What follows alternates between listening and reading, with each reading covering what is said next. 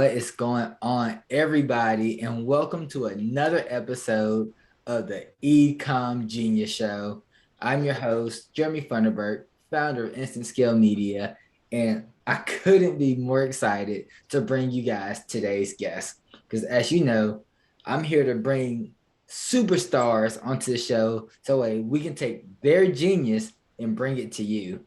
And today, I have the man, the myth, the legend with us, and Eric's gonna bring a ton of value. So I hope you guys got a pen, have a sheet of paper, and be ready to take notes. But Eric, thanks for being on the show. How you doing, brother? I'm obliged. I'm obliged. Everybody calls me Mr.Q. Only my mother calls me Eric. All right, Mr.Q. I'll go with that. That's good. Your mom calls you Eric. My mom calls me ugly. So, Not even my wife calls me Eric. oh, awesome, Mr. Q. All right, so when you guys reach out to him, it's Mr. Q. Yeah. Awesome, Mr. Q. How you doing today, brother? I'm blessed, brother. Thank you for having me on this platform. I'm looking forward to engaging and looking for, hopefully I can provide some useful and helpful information to your audience and listeners. Awesome. It's a blessing, a pleasure to have you. And you guys know me. I like to skip all the fluff. I want to jump right into it. Let's get to meat and potatoes. Mr. Q, just give us a rundown on your backstory. Like, how'd you get onto this journey? Were you always entrepreneurial? Like, what was your upbringing like? Like, how did all this come about? Okay. Well, I'm 51 years old, born and raised in Richmond, well, born in Washington, D.C., raised in Richmond, Virginia. Attended high school there, went to a few years of college, James Madison University, where I was in English. I studied English, anthropology, and psychology. And I got into the theater program. I never graduated college. In fact, I left college early to pursue my career as an actor. I was already a up and coming stage actor when I was 19, 20 years old. And one semester, my professors let me know I was making more money acting and spending more time away from school than I actually was in school and doing the job that they were, quote unquote, teaching us to do. So I left college, moved out to the West Coast, auditioned for a play my first night in town, and wound up doing that show for about 2 years. And that pretty much set off my career in show business.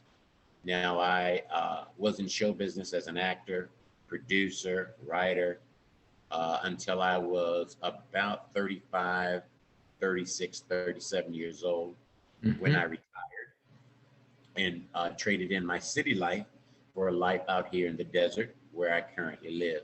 So I've been out here since then. I'm a father of one child, a 10-year-old boy. Business.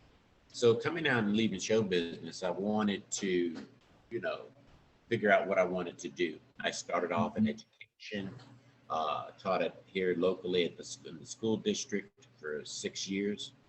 And all that time building up my network, identifying within my community what the needs might be and what I could do to service those needs, and came up with the concept of starting a recycling company, which is how I began this part of my business.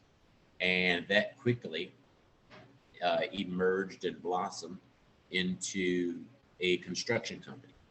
So currently we have Quander and Son Construction Company. That blossomed into me coming into some property and starting a jojoba farm. Now, jojoba beans are in every single cosmetic manufactured and made by man. As far as we know, I am the only Black jojoba farmer, maybe in the world, certainly in North America. Wow. I'm the second largest jojoba farmer in the country. Yeah, I'm the second largest. And our product is called the Black Lotus jojoba oil. And here's a sample. I always have one on my desk. That's We awesome. have several different flavors, scents. And so we sell our scented jojoba oils, and we also wholesale unscented jojoba oils as well. So if you're a cosmetics company, you make soaps, you make perfumes, you make skin conditioners, whatever you make. If it's a cosmetic and it goes on the human body, it has jojoba oil in it, and we'd like to sell it to you. That's awesome. That's cool. Because that's so unique. I love how you said, possibly the only Black farmer, and then the second largest. That's awesome. So Yeah. how did that process look like just getting into that? Okay. It was actually brought up to me in a very funny way. One of my workers actually was contacted by a real estate person in our community who knows that I'm always out looking for something, an interesting opportunity. And he came across this property that had been a jojoba farm about 30 years ago. It had been abandoned. And a gentleman asked me if I might be interested in procuring it. And I looked at it, didn't know anything about jojoba beans. I'm learning every day. And just decided to take the chance and see what would happen. And so it's a learning process. It's one of the many things that I do. I still run my construction company. I still perform. I did two national commercials last year. Hmm. I auditioned for TV shows and movies and things of that nature. So I have like 3 or 4 different careers that I'm always, circulating through and meandering through. I'm a writer. I'm a life coach. Uh, so I stayed pretty busy. That's awesome. So that's really cool because I think a lot of people they get caught up in like just doing one thing and they get stuck, which is nothing wrong with committing to one thing. But I love how you're an example of, hey, you can do multiple things and you can still succeed. That's right. Well, I look at it as this. There is a line to walk between staying focused and making sure that you optimize opportunities that come your way. So I look at myself as a product, my Mhm. being as a product. My construction company is simply a manifestation of that being. My recycling company, simply a manifestation. Ahoba, simply a manifestation. Acting, writing, all of those are me. So I'm not going to limit myself as to what my interests are and to pursue those interests. Now, yes, that's when it comes down to individual discipline as to say, okay, this needs a lot of focus right now. Let me focus on this. And that's why it's important also to have a team of people that help you so that you, as the leader, can shift your attention to where it needs to go. So it's important when you're starting out, I think, to have a really good and keen focus. But it also a part of business is to blossom. If you don't grow, you're dying. Yep. 100% agree on all of that. 100%. So become really good at one thing and fairly good at others. I I'm love not an expert at anything, and I usually don't know what the hell I'm doing. it. I'm glad you talked about having that focus though, because people look at me and like I run multiple successful businesses. And I think people just look at that as permission, like, oh, well, I'm gonna open up this, I'm doing this, I'm doing this. And I was like, no, I had one for 6 years until it was established. And then while Right. that had a massive team behind it, then I started another one. Like we were a 50-person company before I started the second one. So it Right. was like I dig it. Yeah. Yeah. so I love So it. I'm excited. I got some other things coming up, and the growth never stops. And I'm excited for the second half of my life here. Nice. That's awesome. So what's next? What's coming next? I want to hear about it. Well, now I am an amputee. Hmm. So I lost my leg below the knee on my left leg back in 2018. Mm. That thrust me. So even that's a good example. Wherein as some people might see that as an obstacle and really have to use a lot of time dealing with and processing that. That wasn't my case. I immediately saw it as an opportunity and accordingly dove into the disabled community, an entire population that I had very little knowledge of. Mm. As a businessman, I'm thinking new populations, new business. So what opportunities are in this community that I was unaware of? What are their needs? What can I do? And so a lot of my focus and attention these days is looking at that community, working within that community of disabled and special needs people, and seeing what products and goods and services I can provide them.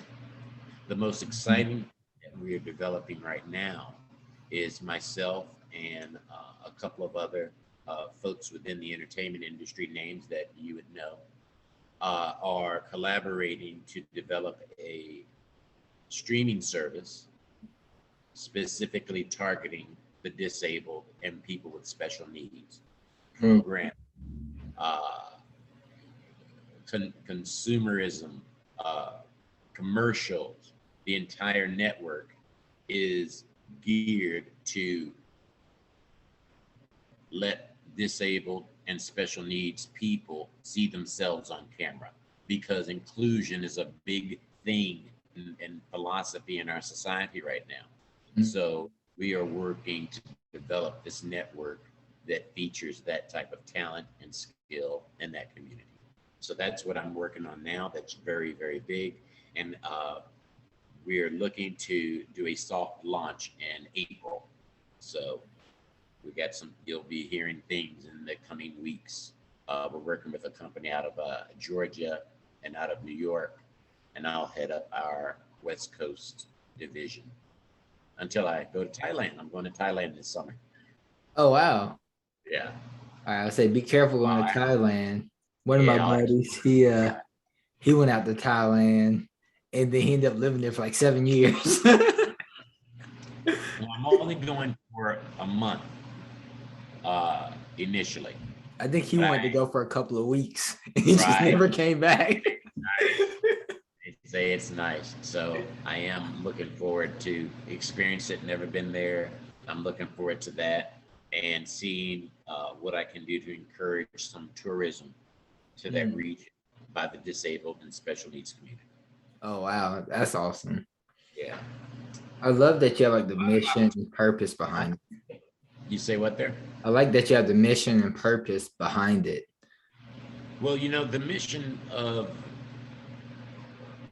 my life has always to try to be a good person, and to try to help people when I can, and to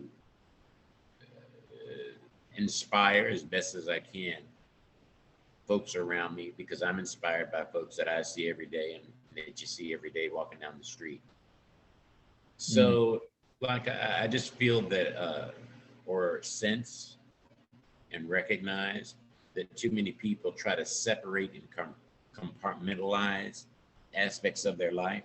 So why not make your career your life? Make that's what you do. That's who I am.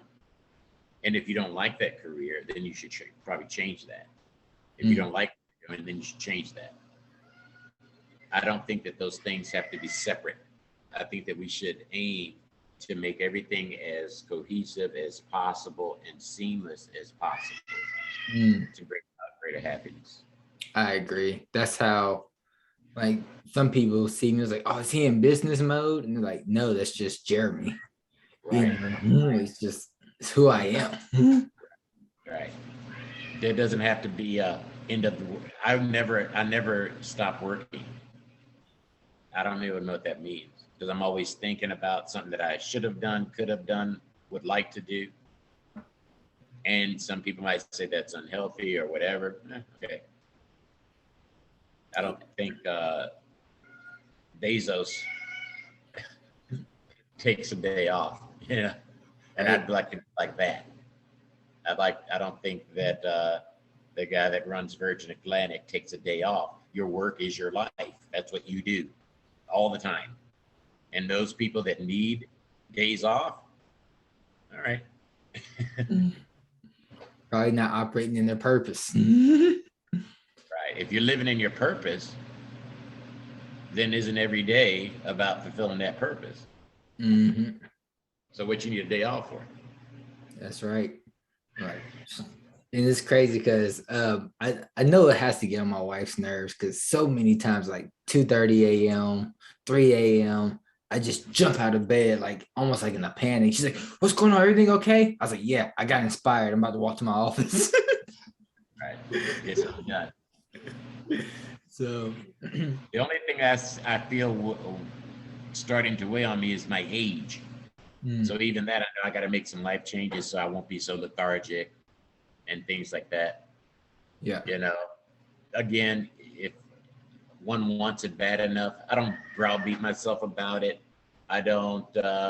It is what it fucking is. So when I want to get there, I will, and I'll be lethargic until I do. All right. Mhm. Accept the consequences of that lethargy. You won't get as much money. You won't get as many jobs in a day.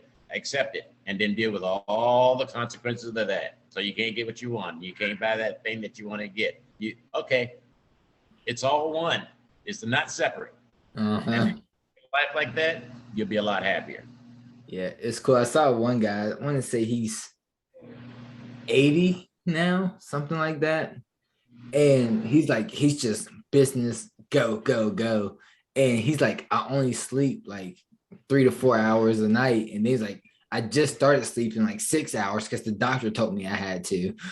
But he's like, he's just always going. He's like, I don't drink coffee. I don't take anything for energy.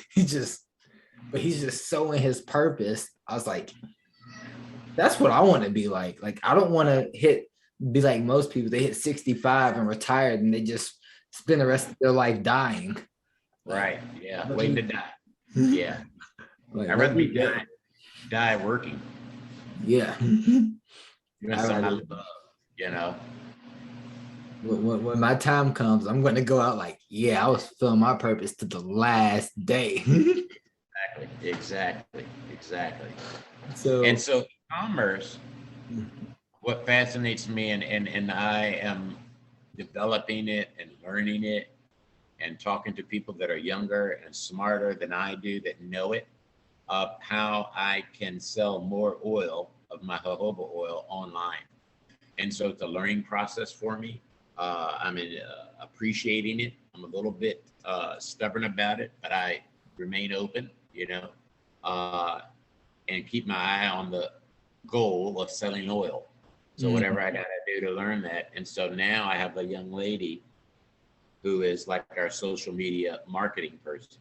And her only job is to develop a campaign that will work online to help me sell oil. And so we're in the throes of that. And that takes time and money and effort, and I'm getting happier with the results. They're not as quickly as I want them to be, of course, but that's how it goes. yeah, And that I'm going to be keeping my eye on it over the next several weeks, and hopefully to see some results. Appearances like this, I always see a little spike in our sales. So I understand that as the founder of the company, I'd rather a pretty girl be the face of the company. I'm working on trying to find one. Uh, but for now, we're selling a few bottles of oil, so that feels good. that's awesome. All right, super duper duper free tip. I love giving free tips because I like to give value too. One thing you might want to do is find a brand ambassador. Yeah, this is like my one of my best techniques, and I hate that I'm giving it for free, but I think you'll like it. You you'll get a brand ambassador for the product, have them do a video of the product, then take that video, have them push it out to their audience, Right. and then take the video and run it as an ad, using that audience as a specific targeting for the ad. It's brilliant and smart. We've been on a search. At first, we were trying a couple of different angles. because of my personality and demeanor and brand, we wanted to find someone that was like a local, country, personifies the Quander thing. Ain't find her. Ain't find one out there. And so now we're talking about actually widening our search and looking for someone maybe in Los Angeles who that's what they do, their person. I didn't want to go that route, but it might just be the best thing to do. That costs more money, but it might be the best thing to do to sell oil. Yeah, it's an investment. Right, it's an investment, exactly. And that's, you got to look at it that way. I was counting pennies this morning, doing a little bookkeeping before I was talking with you. That's what kept me longer than what we were supposed to start at 9. At any rate, on those pennies.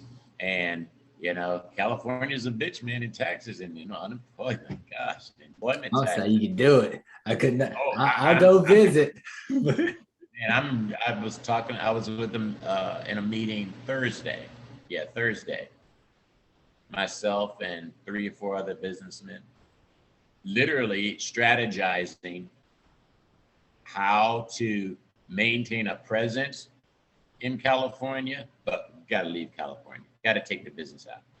Just move on over to Nevada, and then you can just frequent back and forth. And go back and forth, right? And have your company set up in Nevada. But California's tricky, and they're smart. Yeah, they're smart. We ain't the first one to think of that, but that way. I got a buddy who's a big real estate brand, and he's like, I don't want to leave LA because he's like, this is where my brand is.